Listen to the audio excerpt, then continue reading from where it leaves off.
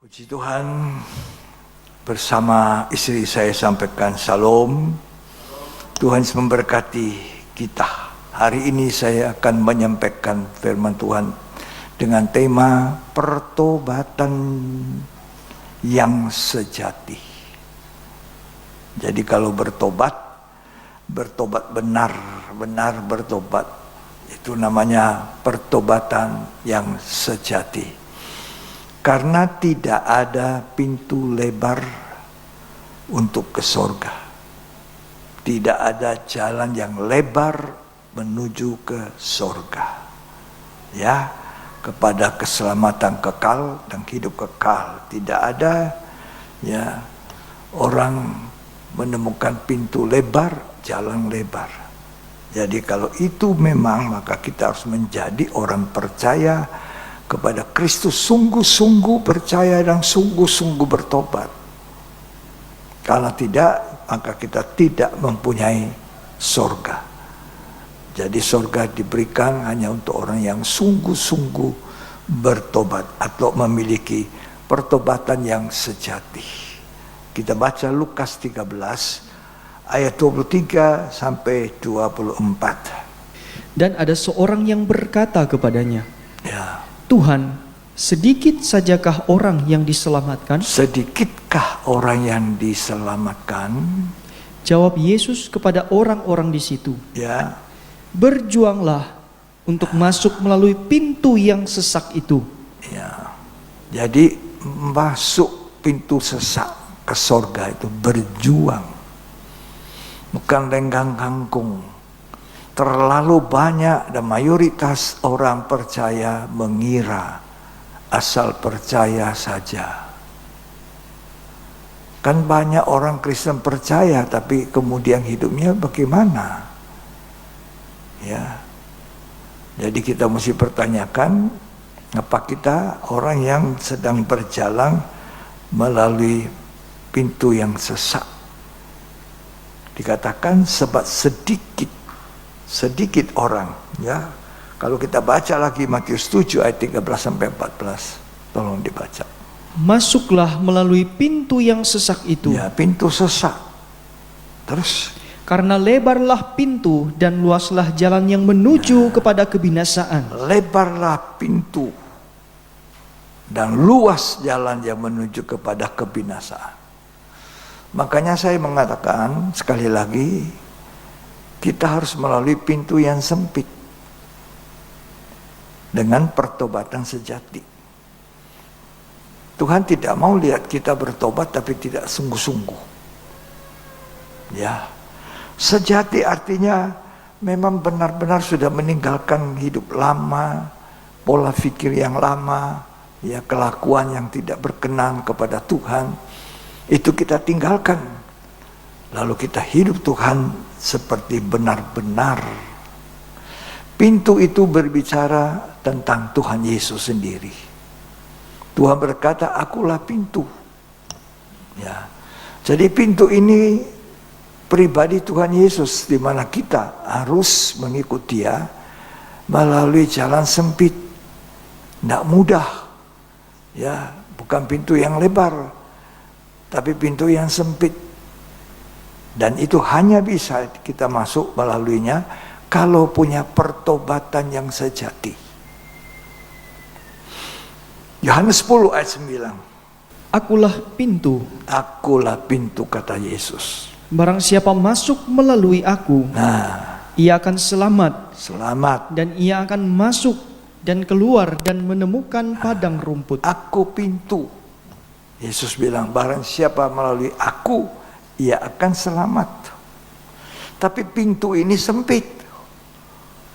Pintu ini sesak. Ya, jalannya sempit. Nah, sedikit orang bisa lalui. Jadi memang Alkitab mengatakan banyak yang dipanggil, sedikit yang dipilih. Jadi saudara, kita tidak boleh jadi orang Kristen, oh pokoknya aku sudah sebut Yesus, aku selamat. Kelakuan kita gimana? Hidup hari-hari kita bagaimana? Ya, Pada umumnya orang percaya, aku sudah percaya Tuhan. Saya percaya, orang yang percaya itu selamat. Orang yang berseru nama Tuhan itu selamat. Tapi kalau kita masih diberi hidup, ini masalahnya. Ya, penjahat di sebelah kiri kanan, dua-duanya penjahat benar-benar disalibkan bersama Tuhan.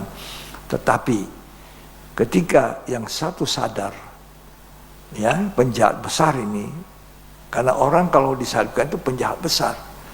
Yesus itu disalibkan seperti penjahat besar, dan biasanya yang ditaruh di tengah itu adalah memang terbesar. Kejahatannya terbesar. Padahal itu kejahatan kita yang ditimpakan kepada pribadi Tuhan.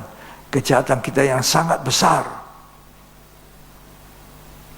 Nah, tapi orang yang di sebelah Yesus salah satunya mengatakan, ingat aku kalau engkau datang kembali. Temannya mencemoohkan, dia tegur temannya, jangan, kita berdua disalibkan karena dosa, kita layak terima hukuman, tapi dia ini tidak ada. Hanya pengakuan seperti itu, Yesus mengatakan, hari ini kamu bersama aku di Firdaus. Kalau kita mengaku dengan mulut bahwa Yesus itu Tuhan, selamat. Ya, tapi kalau kita masih diberi hidup, maka kita harus mempertahankan keselamatan itu. Hidup benar kita dengan hidup dilanjutkan. Menjadi hidup yang kudus. Menjadi hidup kemudian yang sempurna. Itu perjalanan kekristenan, perjalanan iman. Ya, kita bersyukur. Saya sangat bersyukur bahwa saya menerima pengajaran ini dari sejak saya awal menjadi orang yang bertobat dan lahir baru. Ya, jadi tidak mudah, saudara. Ya, nah, seandainya kata Tuhan berkata pintu ini sempit, nah, banyak orang mau masuk, bagaimana? Sisa sedikit. Karena itu Tuhan berkata banyak yang dipanggil, sedikit yang dipilih. Matius 22 ayat 14. Sebab banyak yang dipanggil, tetapi sedikit yang dipilih. Banyak yang dipanggil, cuma sedikit yang terpilih. Sedikit yang masuk. Nah, tadi saya kembali, Tuhan berkata, akulah pintu. Kalau di dalam pengajaran tabernakel, kita semuanya masuk wilayah kerajaan sorga melalui pintu Yesus, percaya. Menerima Kristus itu artinya percaya. Nah, setelah kita terima Tuhan, percaya, kita menjadi orang yang masuk wilayah kerajaan sorga, selamat. Tapi harus dilanjutkan dengan apa? Pertobatan. Pertobatan sejati, mengakui dosa, meninggalkan dosa, disucikan dengan darah Tuhan Yesus. Baru lanjut, masuk baptisan air. Baptisan air tanda pertobatan, bukan liturgi gereja.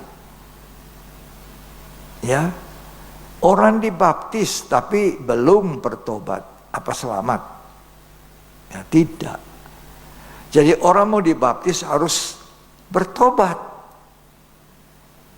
Lalu kita lanjut perjalanan hidup kita dipimpin oleh Roh Kudus. Dipenuhi Roh Kudus. Itu pintu yang kedua, lanjut masuk ke dalam ruang suci. Di mana di situ hidup kita diolah, dibentuk. Ya. Nah, di sini banyak orang gugur, tidak mengerti. Ya, padahal kalau kita disucikan itu ada maksud Tuhan. Kadang-kadang sudah jalan begitu baik selama ini, saya rajin ke gereja juga, tapi tahu-tahu satu waktu tak ada gesekan, namanya gesekan, ada kesalahpahaman. Nah, itulah kesempatan kita disucikan. Banyak orang menolak, berarti dagingnya ini masih kuat, ya nolak, akhirnya gagal. Tapi kalau kita mengerti ini, oh saya sedang dikuduskan Tuhan.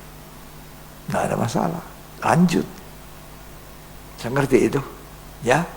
Satu waktu kamu yang melayani dalam rumah Tuhan, jadi imam, jadi pelayan musik, jadi pelayan pujian, jadi pelayan apa saja, kamu akan pasti menghadapi penyucian hidup. Mau atau tidak, kita harus dapat itu. Nah, kesempatan itulah kita mau menguduskan diri atau mau pertahankan kebenaran kita. Ya. Jadi pintu gerbang tabernakel, ya, pintu gerbang dari tabernakel, yaitu tabernakel Musa. Perintah Allah datang kepada Musa untuk membangun tabernakel, tempat kediaman Allah di bumi. Yang itu Musa lihat menurut contoh yang ada di surga. Jadi karena menurut contoh, maka saya katakan inilah pola kerajaan surga untuk kita orang percaya. Seperti gedung ini kita bangun, ada dia punya gambar, blueprintnya. Harus dibangun seperti itu, gambar itu. Nah, itu gambar ini dilihat oleh Musa, dibangun tempat kediaman Allah di bumi supaya aku bisa bersekutu dengan manusia, kata Tuhan dalam kitab Keluaran 25. Nah, untuk masuk daerah wilayah kerajaan surga, ini kan gambar kerajaan surga, maka kita melalui pintu gerbang, namanya aku percaya Yesus Kristus. Aku percaya, terima Tuhan, itu artinya menerima. Ya, di situ ada 4 tiangnya. Kalau bisa ditunjuk 4 tiang. Di pintu gerbang itu ada 4 tiang. 4 tiang itu, dari pintu itu menunjuk pada pribadi Tuhan Yesus. Kalau Injil Matius itu Tuhan menampilkan dirinya sebagai raja. Raja segala raja. Injil Markus sebagai hamba di atas semua hamba-hamba.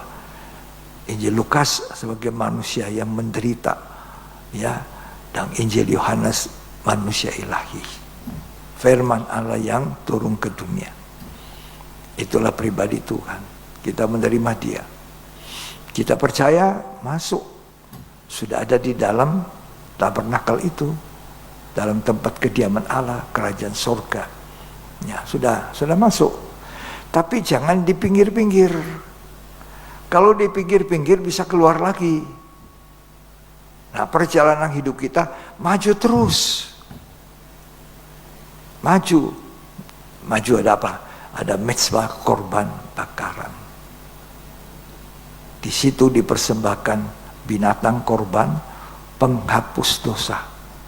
Ketika bangsa Israel mengakui dosa-dosanya, maka disembelih binatang di situ, di atas mezbah korban bakaran. Itu tanda kita mau mati dari hidup lama, bertobat, mengakui dosa. Ya, baru lanjut ada bejana pembasuhan sebelum masuk ke ruang suci, basuh kaki dan tangan kalau imam-imam mau melayani. Nah, kalau kita mau melayani Tuhan, maka kita harus membuktikan bahwa mezbah bakaran kita benar, pertobatan sejati ada, kemudian kita punya baptisan benar, baptisan hasil pertobatan. Baru kita dibaptis Roh Kudus, pintu kemah, dan selanjutnya di ruang suci hidup kita berjalan dengan Roh Kudus, dipimpin oleh Roh Kudus. Di situ kita belajar Alkitab, pengajaran 66 kitab, 2 susung roti di atas meja. Kemudian bersaksi menjadi terang, kaki diang emas, kemudian mezbah dupa emas. Itu mulai menyembah. Nggak ribut, nggak rame. Kalau di situ kemenyan dibakar, kalau saudara bakar kemenyan rame nggak? Nggak rame, bunyinya halus. Itu penyembahan. Tapi kalau di mezbah bakaran kita bakar korban binatang, besar suaranya tidak? Besar. Propop itu daging dibakar. Jadi kita tidak boleh menyembah Tuhan dalam suasana kedagingan. Suaranya keras. Banyak orang seperti itu belum tentu hidupnya mau disucikan. Belum tentu. Nah, inilah sekali orang Kristen salah paham dan mengerti. Itu yang dianggap. Kalau orang menyembah dengan halus, dianggap itu baranya kurang. Harus suara, ya oke lah, saya juga senang. Tapi apakah suara rame itu bukti bahwa itu bara api yang berkenan pada Tuhan? Apa tuh bara daging yang dibakar? Ya, jadi perhatikan dengan baik, meningkatlah dalam kehidupan rohani. Jadi sudah itu ada tirai sebelum masuk ruang maha suci. Tirai, ya, ini robek waktu Yesus mati di kayu salib. Kalau kita sudah benar-benar mati dari hidup lama, kita sudah bertobat sungguh-sungguh, robek daging ini, penyangkalan diri, maka kita akan menjadi sempurna, masuk pesta kawin anak domba. Kan itu perjalanan kekristenan. Nah, banyak orang macet, mundur ketika mau disucikan. Saya juga pernah alami, ya, ketika saya awal-awal mengikut Tuhan. Saya juga hampir, ya, masa ya pendeta begitu ya, masa ya begitu ya. Nah, ini orang cerita, ini orang yang mengalami proses tapi tidak tahan. Cerita sama saya. Tapi setelah saya timbang-timbang, saya sembahyang, enggak lah. Nah, saya lanjut. Gitu ya, kekristenan ya. Ya, jadi kalau misalnya satu waktu kita diproses, tahan. Masuk dapur api. Kalau emas masuk dapur api, tambah apa? Tambah murni, bukan mundur, ya, tidak seperti itu. Jadi pintu gerbang tabernakel itu percaya, bertobat, baptis, lahir baru, ya, kemudian penuh Roh Kudus. Matius pasal 3 ayat yang kedua, Matius pasal 3 ayat 2. Bertobatlah, sebab kerajaan sorga sudah dekat. Ya, Tuhan serukan hari-hari ini, bertobatlah. Ya, terus. Sesungguhnya dialah yang dimaksudkan Nabi Yesaya ketika ia berkata, ya, ada suara orang yang berseru-seru di padang gurun. Ya. Persiapkanlah jalan untuk Tuhan, Ya. luruskanlah jalan baginya. Ayat yang ke-6. Lalu sambil mengaku dosanya, mereka dibaptis oleh Yohanes di sungai Yordan. Jadi jangan baptis cuma asal-asalan. Baptis itu harus mengaku dosa, tanda pertobatan. Itu baptisan yang benar. Kubur hidup lama, bangkit dengan hidup baru. Bukan aturan gereja.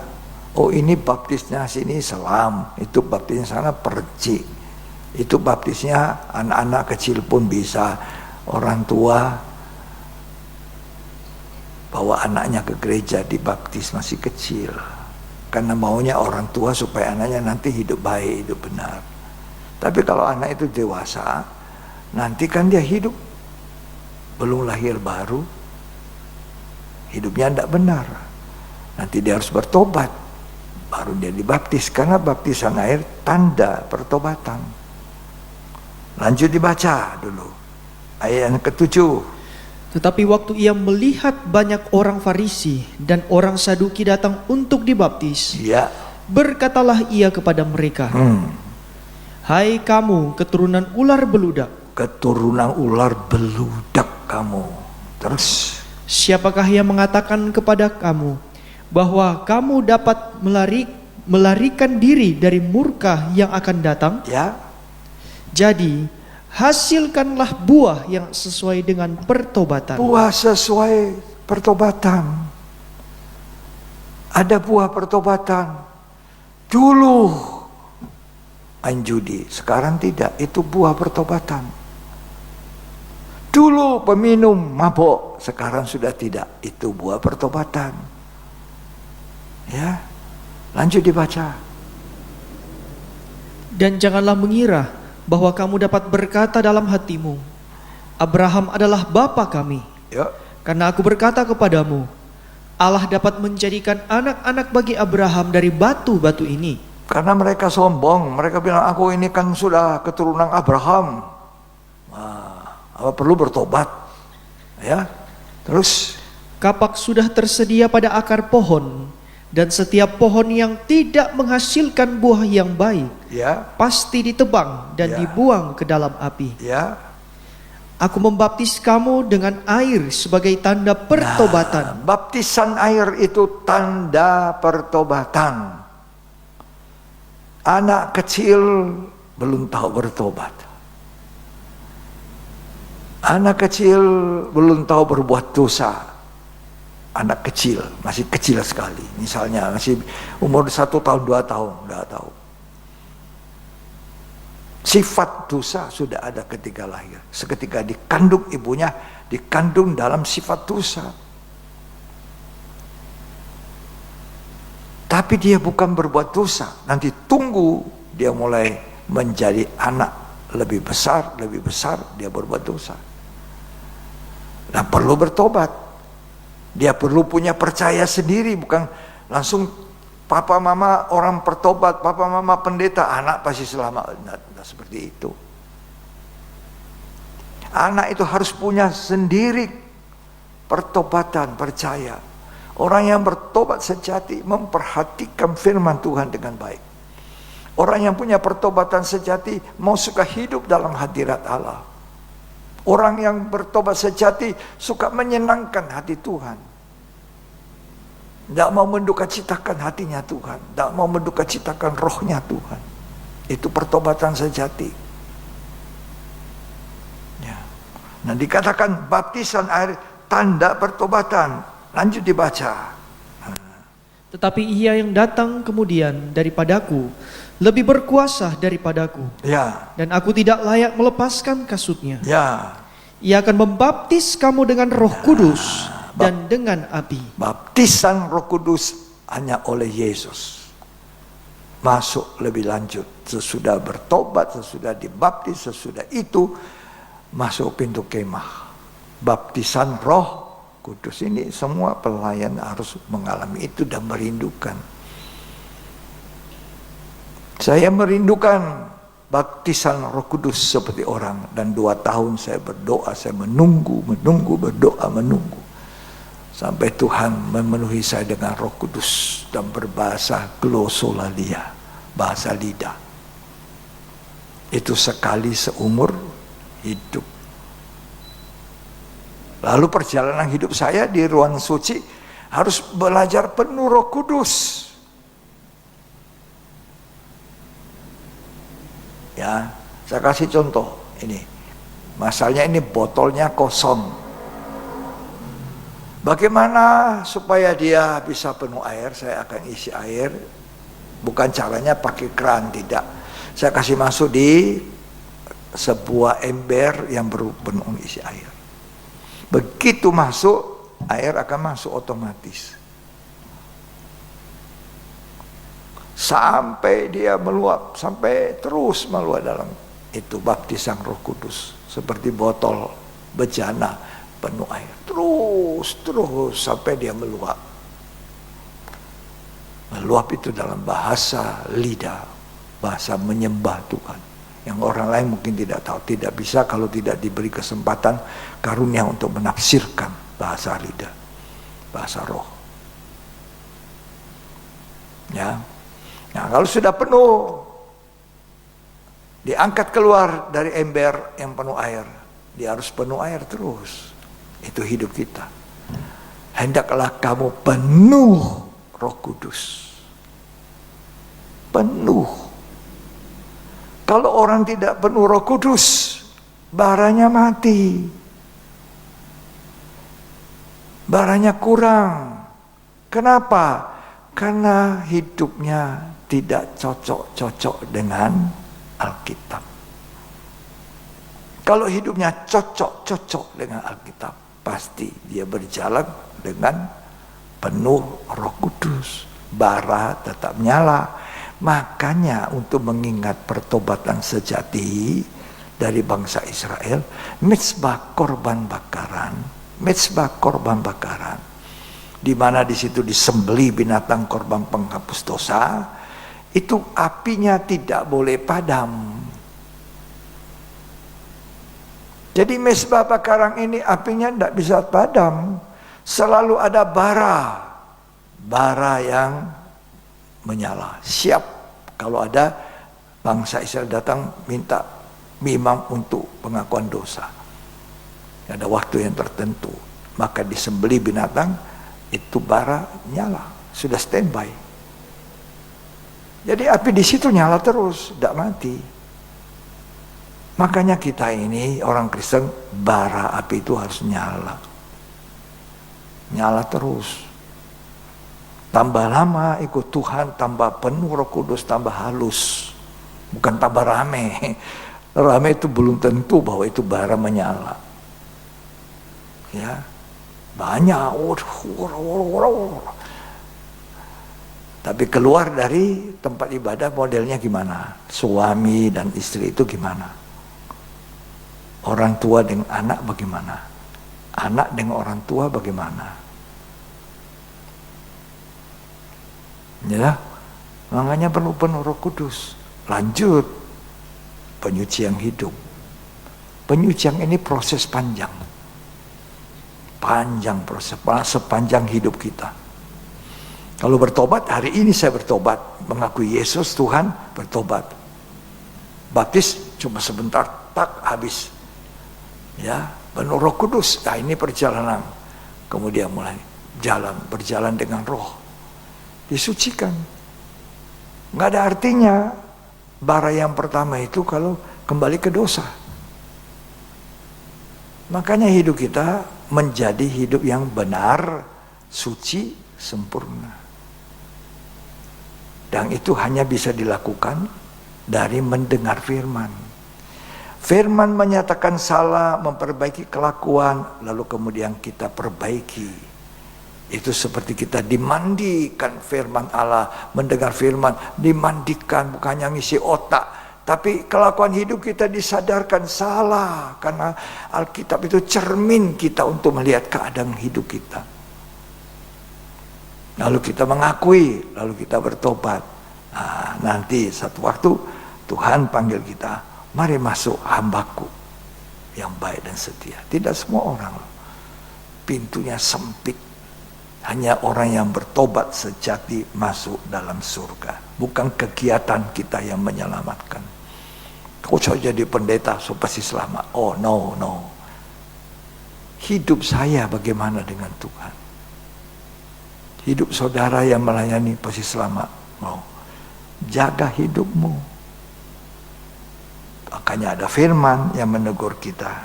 Ya, banyak kesempatan, undangan. Tapi Tuhan cari apa? Orang yang punya pakaian pesta. Tolong dibaca itu Matius 22 ayat 14. Injil Matius 22 ayat 14. Sebab banyak yang dipanggil, tetapi sedikit yang dipilih. Cuma sedikit yang dipilih. Banyak yang dipanggil, sedikit yang dipilih. Karena pintunya sempit, pintunya sesak, kurang bisa masuk sedikit-sedikit orang. Itu surga itu bukan lebar. Jalan lebar menuju kebinasaan kata Alkitab. Jalan ke surga itu sempit. Buat apa ini? Daging. Harus punya pertobatan sejati. Matius 22 ayat 2 dan selanjutnya. Mari kita baca perumpamaan perjamuan kawin, karena kita menuju ke ruang suci, perkawinan anak domba dengan kita. Hal kerajaan surga seumpama seorang raja yang mengadakan perjamuan kawin untuk anaknya. Ya. Ia menyuruh hamba-hambanya memanggil orang-orang yang telah diundang ke perjamuan kawin itu. Ya, Tetapi orang-orang itu tidak mau datang. tidak datang. Ada undangan. Sudah pegang undangan. Saudara dan saya sudah pegang undangan, terima panggilan. Tapi kemudian setelah ada undangan tidak dimanfaatkan. Waktu pesta dimulai. Silakan baca. Ia menyuruh pula hamba-hamba lain, pesannya. Katakanlah kepada orang-orang yang diundang itu, sesungguhnya hidangan telah kusediakan. Ya, Lembu-lembu jantan dan ternak piaraanku telah disembeli. terus, Semuanya telah tersedia. ya, Datanglah ke perjamuan kawin ini. ya, Tetapi orang-orang yang diundang itu tidak mengindahkannya. ya, Ada yang pergi ke ladangnya, ada yang pergi mengurus usahanya, ya, dan yang lain menangkap hamba-hambanya itu, ya. menyiksanya dan membunuhnya. Jadi ini undangan sudah pegang. Ya, sudah percaya Tuhan. Diundang. Selalu datang ke pesta. Kapan kita ke pesta? Ibadah itu pesta. Pesta. Makanannya bukan daging babi, daging sapi, ikan goreng, bukan. Makanannya apa? Roti hidup. Diundang. Tapi orang bilang apa? Aku masih mau pergi usaha saya. Aku baru kawin. Wah, banyak alasan. Itu kan keadaan gereja sekarang. Lebih baik saya nonton YouTube aja lah. Saya di rumah saja, saya sakit lah, saya apalah. Itu alasan-alasan yang terbanyak. Ya. Terus Maka murkalah raja itu, lalu menyuruh pasukannya ke sana untuk membinasakan ya, pembunuh-pembunuh itu dan membakar kota mereka. ya, Sesudah itu ia berkata kepada hamba-hambanya, perjamuan kawin telah tersedia, tetapi orang-orang yang diundang tadi tidak layak untuk itu. sudah mulai pesta, tapi banyak orang diundang, tidak layak itu. Terus apa? Kemurahannya pindah. Kalau saudara dapat undangan tidak mau terima, kemurahan Tuhan pindah. Waktu saya, Tuhan ketuk hati saya demikian rupa melalui Roh Kudus. Serahkan hidupmu, serahkan hidupmu. Saya tidak mau. Ya Tuhan, saya melayani sudah banyak Tuhan. Saya sudah berbuat banyak Tuhan, itu alasan saya. Saya korban Tuhan sudah banyak Tuhan. Korban untuk pekerjaan Tuhan. Itu 2,5 tahun saya tolak. Tuhan bilang begini, kalau kau tidak mau, aku kasih adikmu itu. Adikmu yang kau menangkan itu, adikmu rajin sekarang. Jangan juga Tuhan, biar saya saja jadi pendeta. Tolak dengan Tuhan. Sampai akhirnya, ya Tuhan, saya menyerah. Sampai hari ini. Ya. Kemurahan Tuhan. Nah, ada yang banyak urusannya, banyak alasannya. Terus baca. Sebab itu, pergilah ke persimpangan-persimpangan jalan dan undanglah setiap orang yang kamu jumpai di sana ke perjamuan kawin itu.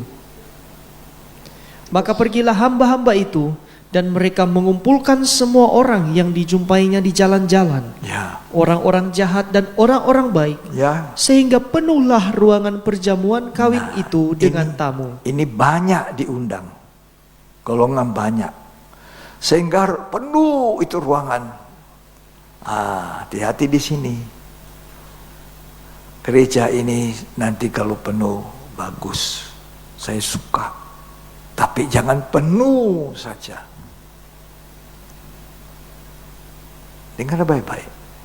Jangan cuma waduh nyanyi sampai jingkrak-jingkrak. Inilah bara api Roh Kudus. Belum tentu. Ya, dari kacamata saya melihat hanya sedikit orang yang betul-betul dengan hadirat Allah. Sedikit orang Kristen yang takut akan Tuhan benar-benar. Sedikit orang Kristen yang memperhatikan firman Allah. Lebih banyak yang di dalam gedung itu belum tentu semua memperhatikan firman. Ini pintu sempit. Coba renungkan, benar tidak? Ternyata dari banyak yang dipanggil, sedikit yang dipilih. Lebih sedikit lagi yang terpilih. Nah, Tuhan perlihatkan kita, dari banyak itu ada satu orang tidak berpakaian pesta. Tolong dibaca. Ketika raja itu masuk untuk bertemu dengan tamu-tamu itu, ia melihat seorang yang tidak berpakaian pesta. Tidak punya pakaian pesta. Terus ia berkata kepadanya, "Hai saudara, bagaimana engkau masuk kemari dengan tidak mengenakan pakaian pesta?" Tetapi orang itu diam saja. Nah, dia diam saja. Lalu kata raja itu kepada hamba-hambanya, "Ikatlah kaki dan tangannya, dan campakkanlah orang itu ke dalam kegelapan yang paling gelap. Nah, di sanalah akan terdapat ratap dan kertak gigi." Apa pakaian pesta toh? Apa cuma saya pakai jas? Apa sebab kita masuk gereja harus neca saja? Tidak. Itu harus. Ya, kalau kita datang ke tempat orang yang mengundang kita, masa kita sembarangan pakai sandal jepit, pakai baju kumal? Kan tidak. Kalau kamu ke pesta diundang orang pakai apa? Happy birthday, kawin. Masa kita cuma pakai sembarangan? Tidak tahu, betul ya? Betul. Pakai baju bagus. Demikian juga beribadah, belajar dengan datang kepada Tuhan dengan baik-baik, dengan sopan, ya, dengan layaknya beribadah, walaupun itu tidak menentukan. Di luar tidak menentukan di dalam, tapi di dalam menentukan di luar. Kalau kita benar-benar takut Tuhan, mengasihi Tuhan, punya pertobatan yang sejati, kita akan memperhatikan luar kita juga, cara kita berpakaian. Perempuan-perempuan yang suci, cara berpakaiannya, berdandannya bagaimana. Begitu juga laki-laki. Kalau saya lihat ada orang celananya compang-camping, robek-robek, ya. Adapun perempuan berpakaian, aduh, sudah kelihatan bagian tengahnya, perutnya, sudah pakai celana pendek, lebih pendek lagi. Nah, ini kan bagaimana ini? Tuhan tidak ajar kita begitu. Nah, ini banyak yang harus kita perbaiki. Itulah namanya kekudusan, menguduskan diri. Proses panjang sebelum kita sempurna. Ruang Maha Suci itu ada tabut perjanjian. Kalau kita cuma lihat seperti itu, tabut perjanjian cuma satu. Oh, tabut perjanjian. Tapi aslinya tidak seperti itu. Tabut perjanjian itu terdiri dari dua bagian. Petiknya dari kayu penaga, disalut emas luar dan dalam. Kalau tutupannya itu asli emas, emas murni, yang kemudian dibentuk ada dua kerubion, ya, asli emas. Itu gambaran Allah Tritunggal dalam Tuhan Yesus, Bapa, Putra, dan Roh Kudus, yaitu Tuhan Yesus. Itu murni sempurna, emas asli. Kalau kita ini kayu, daging, benar-benar daging. Hidup saya dulu daging, benar-benar daging. Ya. Jadi daging, kayu. Nah, dengan mengikut Tuhan, proses panjang dari pintu gerbang sampai ke pesta korban bakaran, punya pertobatan sejati, punya tanda kelahiran baru melalui baptisan air yang benar sebagai tanda pertobatan, dan dipenuhi Roh Kudus dan belajar Alkitab, belajar mendengar, membaca dan melakukan. Kemudian kita menjadi saksi Tuhan. Kemudian kita punya penyembahan. Ya. Kemudian masuk lebih jauh. Sempurna. Pelan-pelan kita ini kayu disalut. Disalut emas. Sampai nanti peti perjanjian dengan tutupan perjanjian itu sama. Itu yang maunya Tuhan, kita dipanggil menjadi serupa, segambar Allah melalui proses penyucian. Ini bagaikan kayu disalut emas. Setiap kali kita bertobat, dibaharui, mengaku dosa, disalut emas. Sampai sempurna, tak bercacat. Itu panggilan Tuhan atas seorang Kristen. Tapi dimulai harus pertobatan sejati. Tanpa pertobatan sejati tidak mungkin sampai di ruang maha suci. Mengerti itu sampai di sini? Bisa tangkap? Mengerti? Nah, itu. Ya, jadi Matius tadi menceritakan ada satu orang tidak berpakaian. Coba tolong dibaca itu, Matius 22 tadi. Ketika raja itu masuk untuk bertemu dengan tamu-tamu itu, ya, ia melihat seorang yang tidak berpakaian pesta. Tidak berpakaian pesta. Nih. Apa berpakaian pesta harus kelihatan dari jasmaninya? Bukan. Pakaian pesta itu pakaian perbuatan hidup yang benar. Pakaian itu gambaran hidup.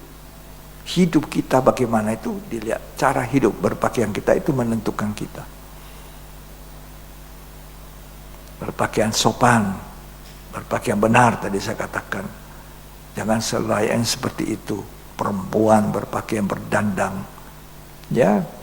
Nah, pakaian ini harus merupakan pakaian pesta, kelakuan hidup. Pakaian itu kelakuan hidup, pola hidup kita. Bagaimana pola hidup saya, itu cara berpakaian saya. Kita mau baca Wahyu 19 ayat 8. Dan kepadanya dikaruniakan supaya memakai kain lenan halus yang berkilau-kilauan, ya, dan yang putih bersih. Nah, lanjut. Lenan halus itu adalah perbuatan yang benar dari orang-orang kudus. Dari orang-orang suci itu sudah bertobat sungguh. Masuk pesta kawin. Ya, karena nanti Allah itu ada pesta kawin anak domba dengan gereja. Nah, kita sekarang sedang dihias. Calon pengantin ini dihias. Setiap kali kita dengar firman, kita menyesali kesalahan kita, dosa kita, kita ditegur, kita jadi baik, kita dihias. Berdandan untuk suami. Seorang istri berdandan bukan untuk laki-laki lain, tapi berdandan untuk dilihat suaminya. Makanya istri-istri kalau sudah pakaian bagus, tanya sama suaminya, sudah bagus pak? Bukan tanya orang supaya orang lihat aku bagus, cantik. Enggak lah. Ya, istri berdandang untuk siapa? Suami. Jadi pakaiannya, pakaian pesta. Apa? Perbuatan. Pakaian ini kelakuan hidup. Kelakuan hidup kita bagaimana? Cara berpakaian kita bagaimana? Berpakaian itu artinya kelakuan hidup kita. Bagaimana kelakuan hidup kita? Benar atau kudus atau tidak? Orang yang masuk pesta kawin itu dikatakan berpakaian lenan halus, yaitu perbuatan benar dari orang-orang kudus. Ini orang yang sudah bertobat sejati, tidak lagi bohong, nipu, curi, korupsi. Nah ini. Ya. Itu pertobatan sejati. Pakaian lenan halus. Ya. Itu yang Tuhan tunggu. Wahyu 7 ayat 9 sampai 10. Perhatikan dengan baik. Kemudian daripada itu aku melihat sesungguhnya suatu kumpulan besar orang banyak yang tidak dapat terhitung banyaknya. Luar biasa. Ya.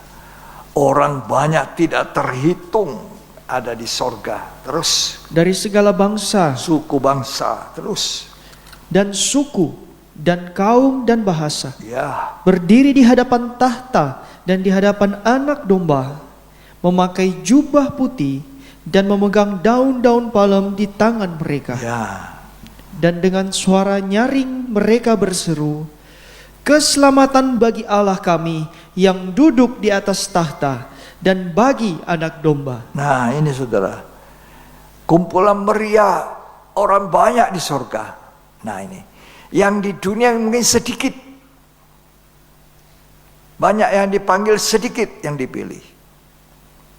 Mungkin kita seringkali merasa risih.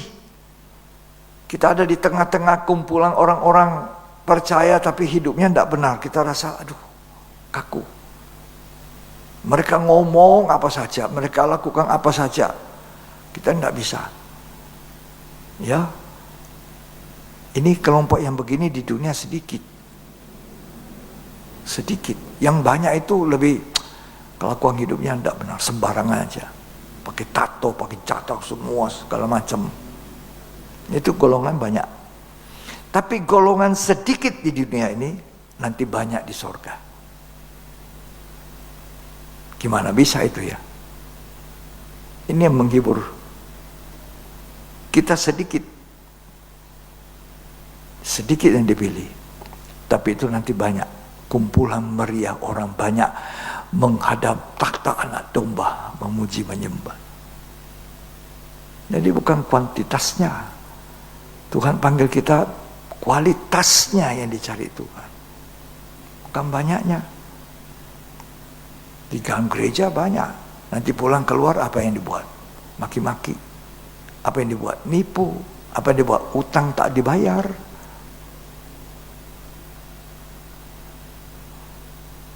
Ya.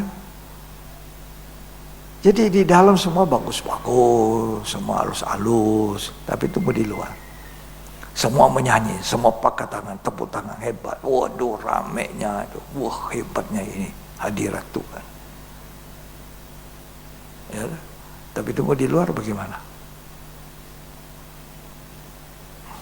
Orang semua menari-nari, lompat-lompat, tapi Tuhan bilang, aku tidak berkenan. Contohnya siapa? Daud. Daud ini punya kerinduan memindahkan tabut perjanjian yang sudah dirampok oleh musuh orang Filistin. Zaman Saul, tabut itu tidak diperhatikan. Tapi ketika Daud jadi raja, Daud ingin mengembalikan tabut perjanjian ke tempatnya. Lalu dia pakai pola pikir sendiri, cara sendiri. Dia buat kereta, mungkin keretanya dilapisi emas, ya, hebat, yang lembu penariknya hebat, lembu-lembu yang pilihan. Mungkin dia merasa ini yang terbaik buat Tuhan, tapi itu cara pikir sendiri, mau sendiri, bukan aturannya Tuhan. Aturan Tuhan ada di Alkitab. Kembali ke Alkitab. Nah, sementara Daud menari-nari luar biasa ramenya hadirat Tuhan, bara api yang hebat. Nah, bara daging atau bara benar. Terus kemudian tergelincir yang membawa tabut. Keledainya mau jatuh. Akhirnya Usa mati, pegang sentuh tabut. Akhirnya Daud bilang, wah, ternyata tabut perjanjian membuat celaka. Tapi Daud ini tidak betul lagi. Dia ingin melihat Obed-Edom celaka. Dia bawa lagi tabut itu ke rumahnya siapa? Obed-Edom ya? Betul ya? Tapi dia lihat, perhatikan. Tuh, 3 bulan, Obed-Edom diberkati. Ada tabut di rumahnya. Apa sebabnya ya? Nah ini, Daud ini orang yang mau mengkoreksi hidup. Daud manusia biasa, banyak salahnya, jatuh dengan Batseba, nyambil orang yang punya istri, bunuh suaminya. tapi dia bertobat. Yang paling celaka orang tidak mau bertobat, tidak mau jadi baik. Akhirnya dia selidik. Masa diberkati rumahnya 3 bulan ada dia. Dia tanya imam-imam. Dia tanya apa? Oh, ternyata diperiksa tabut itu tidak boleh dikasih naik di kereta, harus dipikul, dan yang pikul itu suku Lewi. Dan harus caranya begini. Akhirnya Daud merubah. Kemudian apa yang dia pakai? Pakaian lenan. Waktu pertama dia tidak punya lenan, mati Usa, tergelincir tabut itu. Tapi sesudah dia perbaiki ada kain lenan. Mari kita baca, ya. 2 Samuel pasal 6 ayat 5. Daud dan seluruh kaum Israel menari-nari di hadapan Tuhan dengan sekuat tenaga. Ya, sekuat tenaga, bara. Oh, ini dibilang orang biasa hebat, ini nyanyiannya penuh, khotbahnya penuh, semangat, luar biasa. Terus diiringi nyanyian, kecapi, gambus, rebana, kelentung dan ceracak. Ya. Ketika mereka sampai ke tempat pengirikan Nakhon, ya, maka Uza mengelurkan tangannya kepada tabut Allah itu, ya, lalu memegangnya, ya, karena lembu-lembu itu tergelincir. Terus maka bangkitlah murka Tuhan terhadap Uza. Lalu Allah membunuh dia di sana, ya, karena keteledorannya itu. Ayat 10.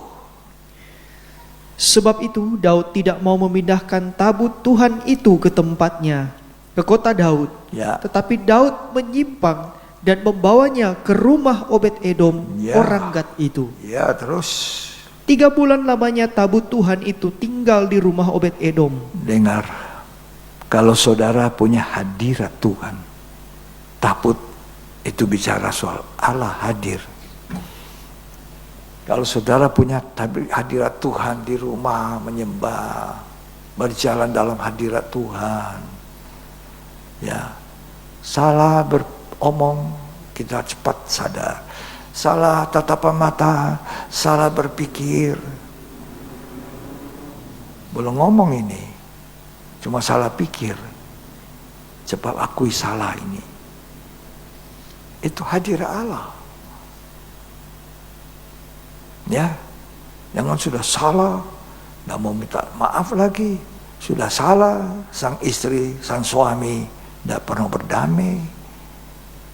Bagaimana bisa Obed-Edom diberkati 3 bulan? Hadirlah Tuhan. Di mana 2 orang berhimpun dalam namaku, aku ada di situ. Tapi bukan berkelahi. Pendeta dengan pendeta berkelahi, mana bisa ada hadirat Tuhan? Jemaat dengan jemaat, hadirat Tuhan tidak ada, cerita mati. Tapi nampaknya hebat, tapi tidak. Ya, tapi baiknya ini Daud mau mengintrospeksi diri. Kenapa di saya celaka, orang-orang saya mati? Kenapa kereta itu terbalik? Dia mau introspeksi diri. Coba lihat di rumahnya Obed-Edom bagaimana. Orang lapor, Obed-Edom diberkati. Dia mulai tanya imam-imam. Lalu diterangkan, ternyata tabut itu harus apa? Dipikul. Harus dipikul. Tolong dibaca.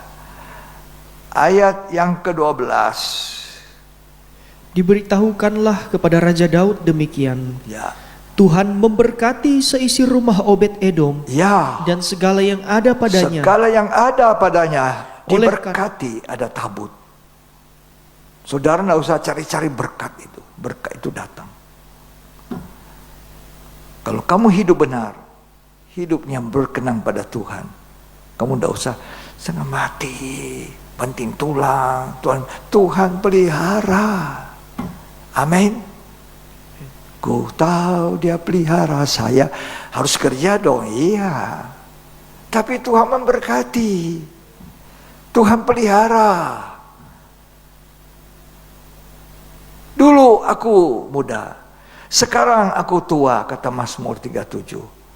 Tapi tidak pernah orang benar ditinggalkan, anak cucunya mengemis. Orang benar itu anak cucunya diberkati. Walaupun bukan berkat itu yang dikejar.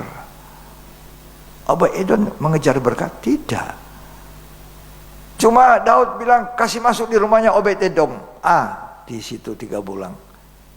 Ada Allah hadir, diberkati. Menikah itu tidak gampang ya. Tidak gampang. Suami lain, istri lain, disatukan. Kalau hari-hari bentrok gimana? Ada berkat? Wah, ada buktinya saya banyak uang. Bukan itu. Berkat yang sesungguhnya itu apa? Damai sejahtera seperti sungai yang tap. Itu berkat. Ya, lanjut dibaca ayat 13. Lalu Daud pergi mengangkut tabut Allah itu dari rumah Obed-Edom ke kota Daud dengan sukacita. Ya, sekarang Daud angkut kembali dari rumahnya Obed-Edom. Tabut itu diangkat, menari-nari, penuh sukacita. Sama. Kalau di ayat 5 juga menari-nari, diiringi kecapi, gambus, rebana. Tapi ini sekarang menarinya beda. Dan dibaca baik-baik. Apabila pengangkat-pengangkat tabut Tuhan itu melangkah maju 6 langkah, ya, maka ia mengorbankan seekor lembu dan seekor anak lembu gemukan. Terus, dan Daud menari-nari di hadapan Tuhan. Daud menari-nari di hadapan Tuhan dengan sekuat tenaga. Sekuat tenaga. Ia berbaju efod dari kain lenan. Nah, ada baju efod. Ada kain lenan. Apa itu tadi Wahyu mengatakan? Kain lenan. Perbuatan benar dari orang-orang kudus. Jadi kalau kita melayani harus ada perbuatan benar dari orang-orang kudus. Kalau baca di ayat 5, mana ada kain lenan? Tolong dibaca. Daud dan seluruh kaum Israel menari-nari di hadapan Tuhan dengan sekuat tenaga. Sekuat tenaga. Diiringi nyanyian. Ada nyanyian, ada gambus, ada ceracap. Wah, hebat ini hadirat Tuhan. Apinya, api Pentakosta. Itu mesbah korban bakaran, kalau dibakar daging bunyi apa? Pop, daging keras toh. Tapi kalau bakar kemenyan di mesbah dupa bagaimana? Tidak, halus menyembah Tuhan. Hadirat-Mu Tuhan, ku rasakan. Nah, lanjut sedikit lagi ya. Jadi pakaian rohani ini perlu masuk pesta. Harus ada betul-betul meninggalkan dosa. Tadi saya katakan, Wahyu 7 mengatakan di sorga kumpulan meriah banyak orang. Tapi di dunia itu sedikit. Yang sedikit ini di sorga yang banyak. Banyak yang dipanggil, sedikit yang dipilih. Pilih yang itu sedikit loh. Tidak gampang. Mau ditegur Tuhan, mau ditegur firman, mau ditegur gembala, mau ditegur teman, salah kamu. Kan kadang-kadang Tuhan tegur kita melalui siapa? Melalui kita teman. Teman itu bilang salah kamu. Nah itu kan. Perhatikan Tuhan pakai apa? Keledai, Bileam. Bileam keledai bicara, dia bicara juga. Dia lupa kalau itu keledai. Ya, ayam jantan, aduh menangis Petrus, saya sudah menyangkal. Seperti kata Tuhan. Nah, pakaian rohani kita terbuka ketika kita buat dosa. Adam, siapa yang katakan kamu telanjang? Kamu makan buah? Iya. Perempuan itu yang suruh. Telanjang. Gak ada pakaiannya lagi. Dosa membuat orang telanjang, tidak punya berpakaian. Tidak ada pakaian lenan. Ya, harus punya pertobatan sejati. Alkitab menceritakan Sakeus bertobat betul-betul tobat. Siapa Sakeus? Pemungut cukai. Menagih lebih daripada apa yang dia harus tagih. Dia peras orang, tapi pangkatnya naik terus jadi kepala. Jangan dulu cepat-cepat bilang ini hebat diberkati jadi kepala. Tunggu, hidupnya nggak betul. Satu waktu dia rindu melihat Yesus. Siapa yang kasih rindu dia? Tuhan. Satu waktu saya ingin sekali. Saya lihat orang, ini ya, saya terima kasih Tuhan. Ini kesaksian saya masih ingat baru-baru ini. Terima kasih Tuhan.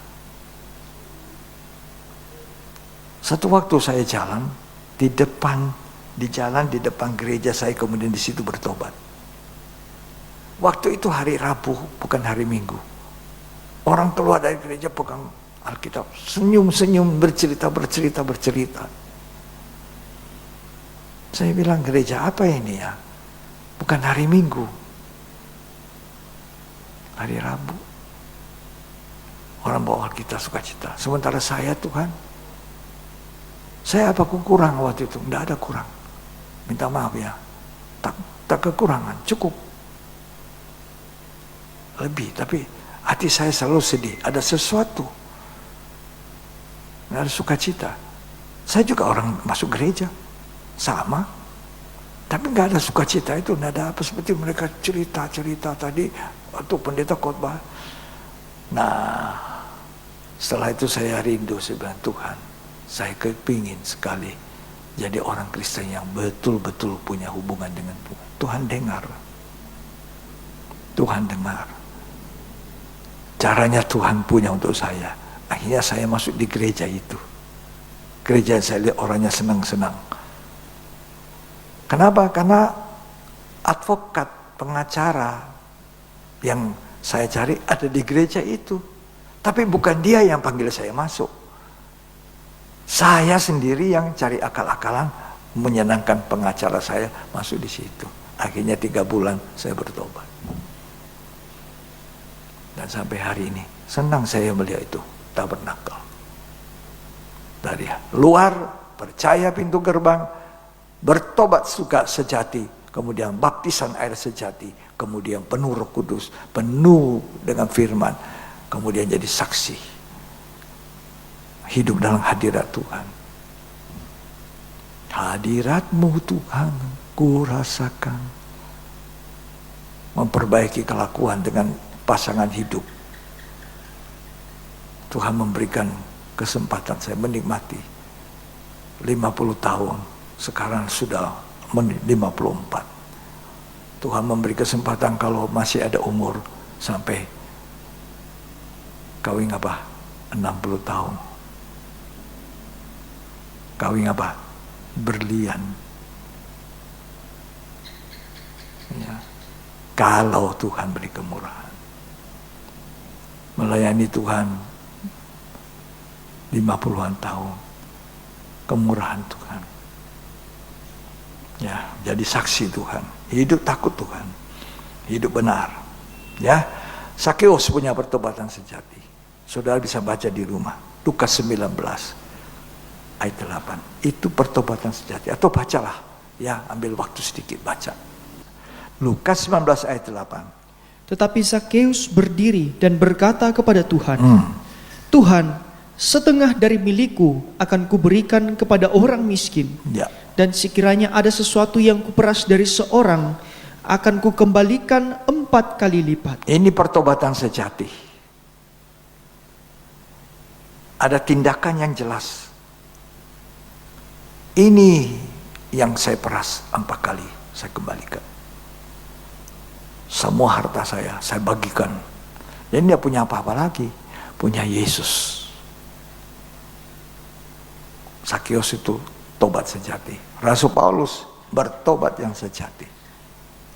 Dulu nama Saulus, sekarang Paulus. Maria Magdalena bertobat sejati. Perlu. Jadi orang Kristen perlu bertobat. bukan di bibir, bertobat sejati. Ini ada satu orang sudah mengikut Tuhan, sudah percaya Tuhan, tapi belum bertobat sejati. Kalau tadi Sakius bertobat sejati, Rasul Paulus bertobat sejati, wanita Samaria asli bertobat. Tapi ada satu belum bertobat sejati. Jadi banyak orang Kristen gambarannya seperti ini. Yang paling akhir kita baca. Rasanya rugi kalau tidak ketahui. Kisah Rasul pasal 8 ayat 9, ayat 13. Ayat 9 mulai, tapi sudah bisa baca mulai ayat 13. Kisah Rasul pasal 8 ayat 13. Simon sendiri juga menjadi percaya. Dan sesudah dibaptis, ia senantiasa bersama-sama dengan Filipus. Ini tadi saya cerita toh, percaya dibaptis. Tapi belum bertobat sejati. Banyak orang Kristen seperti itu. Terus dibaca. Dan takjub ketika ia melihat tanda-tanda dan mujizat-mujizat besar yang terjadi. Terus ketika rasul-rasul di Yerusalem mendengar bahwa tanah Samaria telah menerima firman Allah, mereka mengutus Petrus dan Yohanes ke situ. Ya. Setibanya di situ, kedua rasul itu berdoa supaya orang-orang Samaria itu beroleh Roh Kudus. Sebab Roh Kudus belum turun di atas seorang pun di antara mereka. Saudara semua harus penuh Roh Kudus. Bukan hanya tanda bahasa lidah, tapi penuh Roh Kudus, dipimpin Roh Kudus. Sehingga saudara membuktikan kepada dunia bahwa saudara adalah orang Kristen sejati, bertobat yang benar. Terus karena mereka hanya dibaptis dalam nama Tuhan Yesus. Ya, terus kemudian keduanya menumpangkan tangan di atas mereka. Lalu mereka menerima Roh Kudus. Ya. Ketika Simon melihat bahwa pemberian Roh Kudus terjadi oleh karena rasul-rasul itu menumpangkan tangannya, ia menawarkan uang kepada mereka. Serta berkata, ya, berikanlah juga kepadaku kuasa itu, supaya jika aku menumpangkan tanganku di atas seseorang, ia boleh menerima Roh Kudus. Tetapi Petrus berkata kepadanya, binasalah kiranya uangmu itu bersama dengan engkau, karena engkau menyangka bahwa engkau dapat membeli karunia Allah dengan uang. Tidak bisa dibeli karunia Allah. Terus tidak ada bagian atau hakmu dalam perkara ini. Tidak ada bagian hakmu dalam perkara ini. Sebab hatimu tidak lurus di hadapan Allah. Terus jadi bertobatlah dari kejahatanmu ini. Bertobat sejatilah Simon. Ini tidak bertobat sejati. Ya, Rasul Paulus bilang, bukan hartamu yang kucari. Hidupmu itulah, bukan hartamu. Tuhan tolong kita ya. Kelepasan terakhir gereja sebelum sampai di padang gurun apa? Uang. Ikatan mamon. Menyembah Allah atau menyembah mamon. Bertobat sungguh-sungguh. Ya. Tuhan tolong kita. Ya. Jadi Simon ini menawarkan. Apa dibilang? Petrus, bertobatlah. Suruh bertobat lagi. Jadi betul-betul harus ada pertobatan sejati orang Kristen. Jangan seperti Simon. Tuhan memberkati kita.